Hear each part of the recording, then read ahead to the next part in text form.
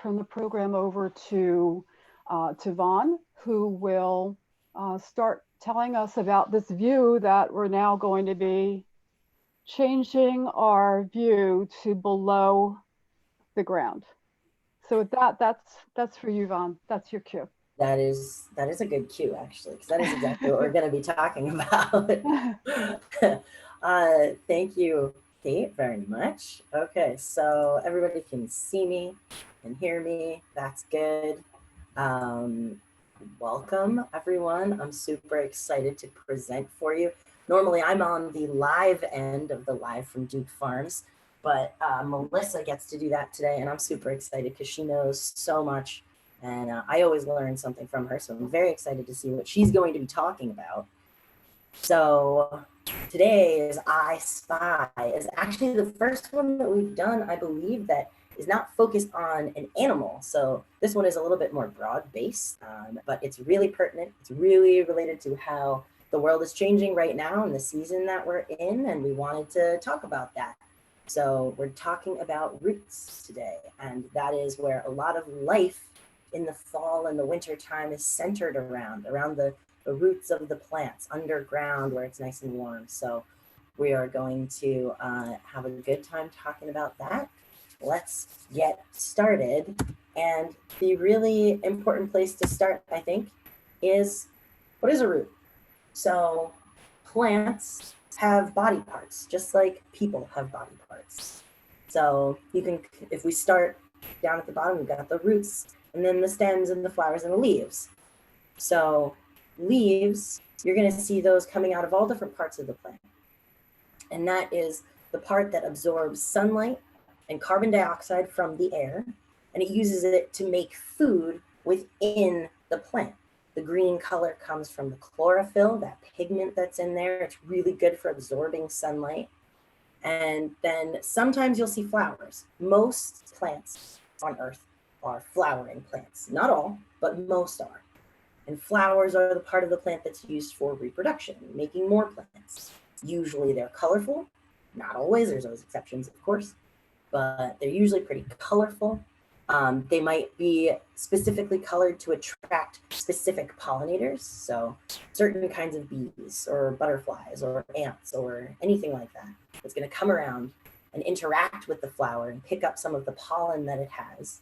And they're attracted sometimes by a sweet smell or a nasty smell, or they're attracted by some kind of smell that we aren't even aware of. They might be attracted by nectar that's found in the flower. There's a lot of different ways that plants have evolved to interact with all of the animals around them to help them reproduce. So once that happens, and once that pollination happens, sometimes there's a fruit. Most flowering plants produce fruit as well. And when you think of fruit, you probably think of something like an apple. That is a good example of one. Inside an apple, there's the core, and in the core is the seed. And that is the whole point of the fruit. The seeds are formed once the flower gets pollinated, and that seed holds the key to making the new plant. But that fruit needs to be eaten or distributed. Maybe it falls to the ground. Maybe sometimes it even gets blown away on the wind and gets scattered. And then that plant can grow from the seed once that fruit decomposes. The stem, all of this is connected to the stem of the plant. And this is kind of like the backbone for us. It keeps them nice and straight. There's all kinds of stems, though. Sometimes they're a little bit more floppy. Sometimes they're a bit more woody. Totally depends on the plant. Grasses have stems. Trees have stems, but theirs are called trunks. And there's a really good example of the super woody type of stem. And through that stem, that's where all of the nutrients and the water and all the bit of the food for the plant is going to travel up and down between the leaves and the flowers and the fruit and the roots. The roots, typically they're underground. We'll talk about those obviously a lot more because that's the whole point of the class. But this is what absorbs the water and the nutrients from the soil to send it up into the plant to help it continue to grow. So it's really where all of the sources come from for these plants to live. And that's why we wanted to talk about them, because they're not just important for the plant, they're really important for everything else around it, all of the animals that survive around the plant and need the plant to live. So the cool thing about roots, though, is that why are you not going? Go. Are you going to skip to the next? But there we go. Okay. So there's a ton of different types of roots, and it totally depends on what plant it is that the root is a part of. And it's kind of hard to imagine how many different types of roots there are because usually they're underground, so you don't see them that often. But there are so many different kinds. We're only going to focus in this program about the three main ones. And a really recognizable one that you don't even realize most likely is a root is a taproot. It's a carrot. That's a great example. And you can see these pictures here of a carrot right there. That is a perfect example of a taproot because the carrot itself is the root. It grows nice and big and strong and fat. And then if you look at these pictures, you can see the little hairy bits coming off here. And this is the one next to it here. That kind of looks like a dandelion root. That's another good example of a plant that has a taproot. You can see these little feathery roots that come off of it. Those are lateral roots. And those help it spread out a little bit more and get more of that water, get more of that nutrients from the soil around it.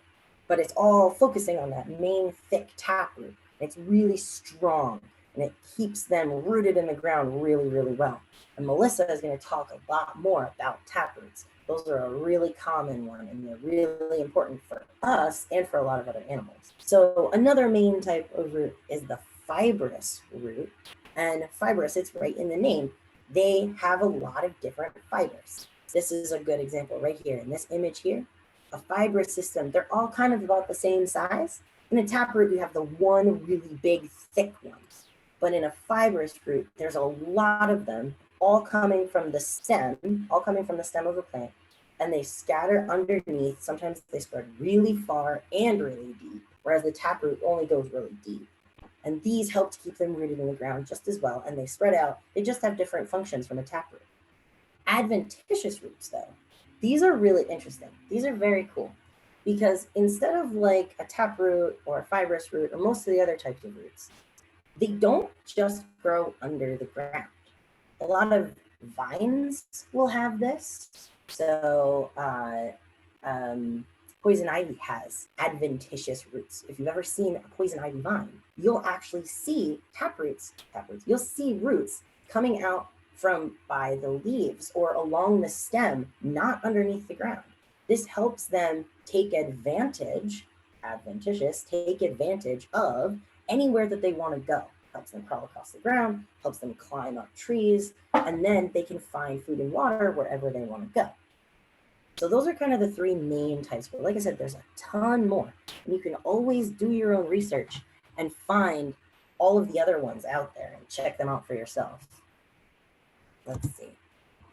So roots in the wild. So like I said, it's kind of hard to conceptualize what these all look like because you don't really see them that often. But you could always go out and take a look, and you probably do see them a lot more than you think you do. Here in this picture, we've got some sweet potatoes.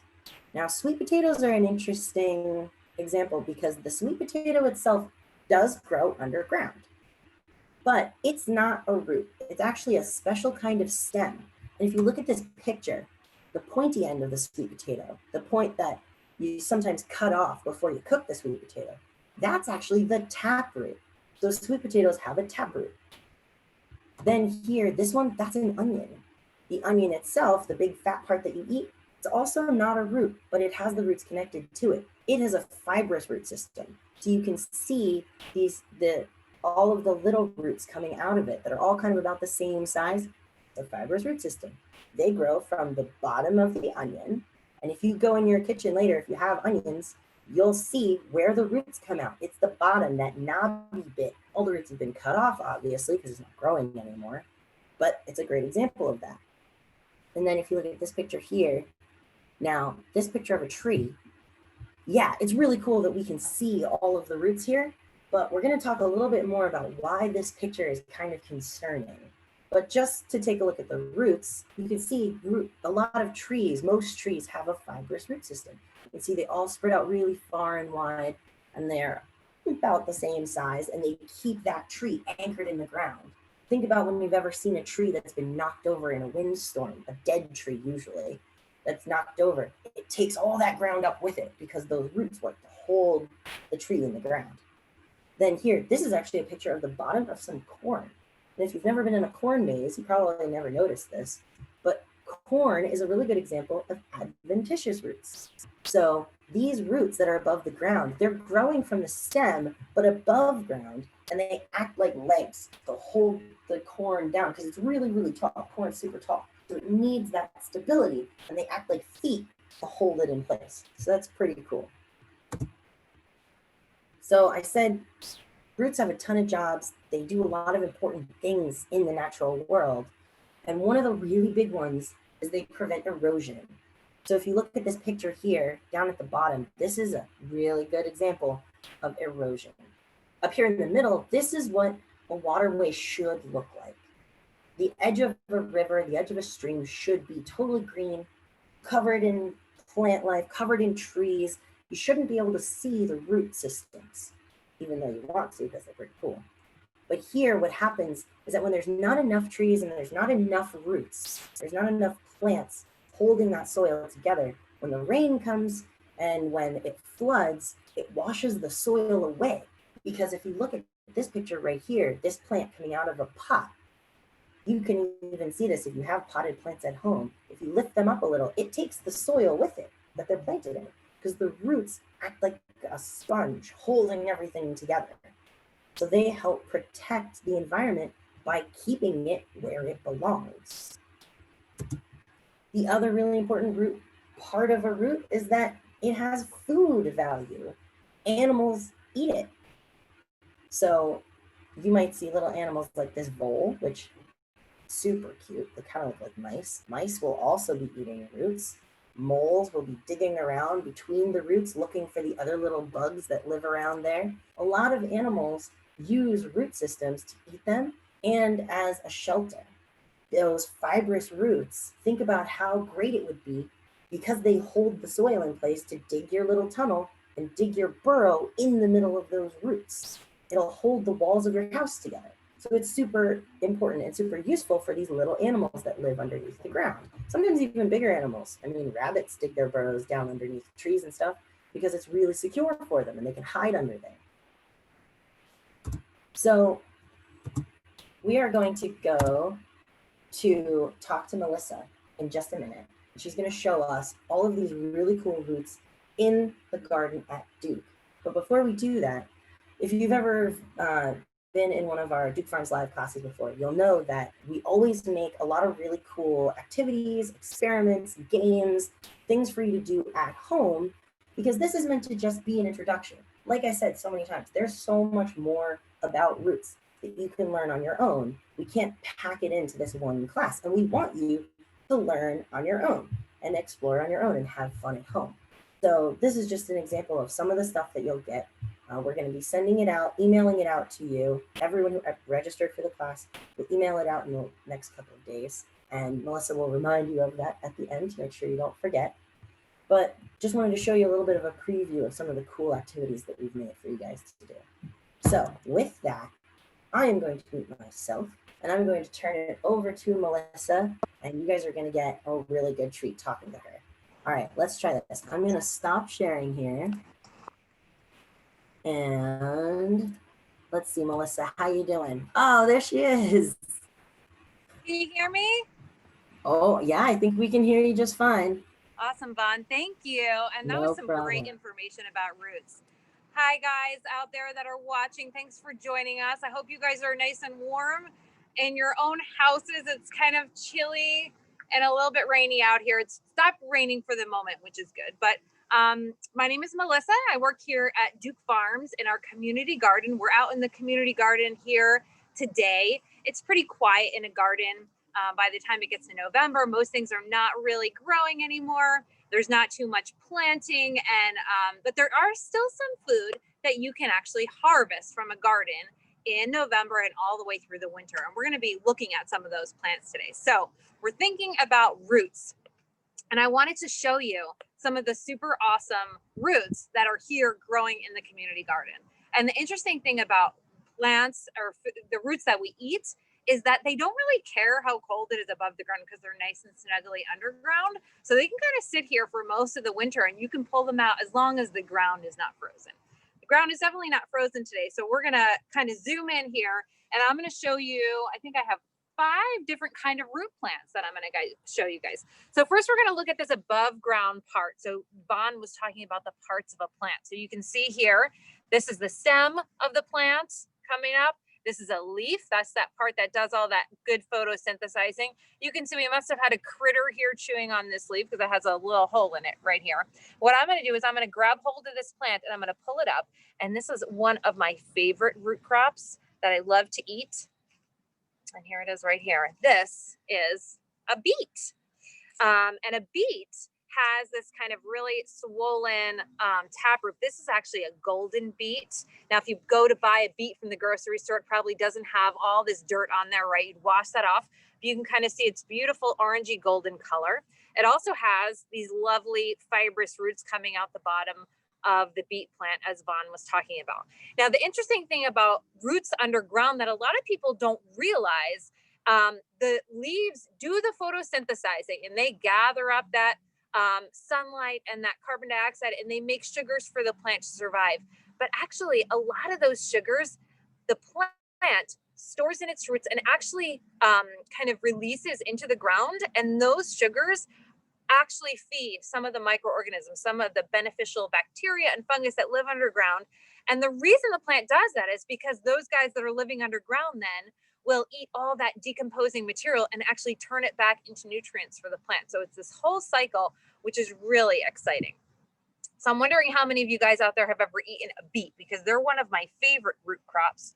I'm going to leave it right here. I'm going to move over a little bit here and show you our second one. And this is one that Vaughn already talked about. This is probably the most famous root crop, right? This is a carrot. I'm going to lean over here. Here's the stem and leaves of the carrot. And you can actually eat those stems and leaves of the beets and the carrots. They taste a little bit like the carrot ones, at least taste a little bit like a carrot. When a carrot is ready to pick, it actually is sticking a little bit above ground. And that's how you can kind of tell. We're going to wiggle it kind of like a tooth. And there you go. This is actually a super impressive carrot. I'm so proud of how big this carrot is. Different varieties of carrots, of course, will grow really tiny. Some are really fat, some are really long. This is sort of an iconic carrot. I feel like I could take this to the grocery store and just sell it. Of course, we'd have to wash it. But you can see, if you kind of can, maybe I'll get a little closer. You can see those little roots. The carrot is a taproot, but it has those little fibrous roots growing off the side of it and out the bottom as well. And the more root area a plant has, the more water and nutrients it can absorb from the soil. So let's lay that one over here. We've got a couple more. This one is not one that many people have ever eaten. It's actually not my family's favorite, even though it's one of my favorites. And this guy stands up nice and tall, but then once it gets cold, it gets a little sad and floppy, but that's okay. This is a parsnip. So let me show you what this looks like. This guy's a little bit short. Sometimes they grow really long and big like a carrot. This guy grew a little bit shorter, but same kind of thing. It looks very much like a carrot, except for it's white.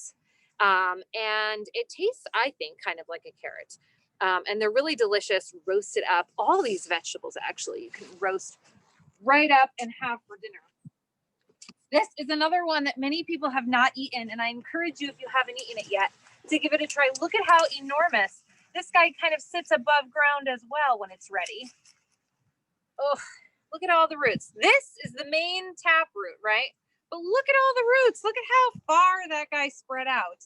It's actually holding on the soil. And all of these roots are reaching underground. They're absorbing the water. They're absorbing nutrients and helping the plant to grow. This is called a rutabaga. And a rutabaga is kind of like a turnip, if any of you have ever eaten that. It's a little bit sweeter. I think it's delicious. You can steam it up and put some butter and salt on it. You can mash it kind of like a potato. It's really good and not something that many people eat very much of. So if you want to give that one a try, so here's those guys. And the last one I brought here today because we harvested this guy back in July, but I wanted to show you because this is also pretty much very common in most people's kitchen, I should say. This is garlic. So not many people realize that garlic grows right here in New Jersey very easily. Garlic is a bulb. It's an underground bulb. So when it's growing, you don't see that part at all. You just see this stem, and it actually has tall green leaves during the growing season. And when it gets to about July, the top starts to die off. And then you dig it out of the ground. It's usually covered in dirt, just like the rest of our root crops. And you let it dry. And this is a garlic head, just like the ones that you can buy in the supermarket. And this is super easy to grow because you don't even need a seed.